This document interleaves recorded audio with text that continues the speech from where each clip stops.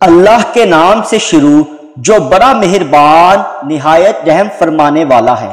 سورۃ الشمس۔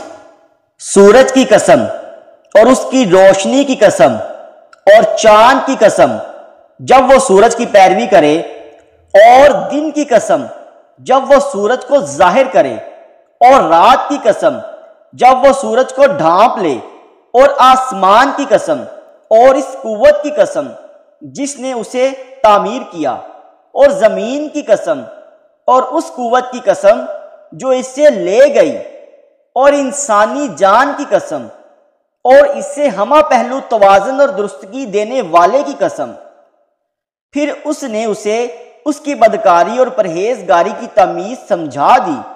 بے شک وہ شخص فلاح پا گیا جس نے نفس کو پاک کر لیا، اور بے شک وہ شخص نامراد ہو گیا جس نے اسے پاک نہ کیا، یعنی گناہوں میں ملوث کر لیا۔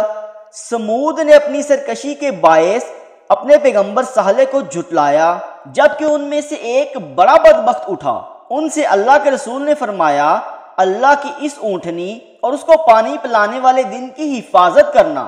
تو انہوں نے اس رسول کو جھٹلایا۔ پھر اس نے اونٹنی کی کوچے کاٹ ڈالی، تو ان کے رب نے ان کے گناہ کی وجہ سے ان پر ہلاکت نازل کر دی۔ پھر پوری بستی کو تباہ کر کے عذاب میں سب کو برابر کر دیا، اور اللہ کو اس ہلاکت کے انجام کا کوئی خوف نہیں ہوتا۔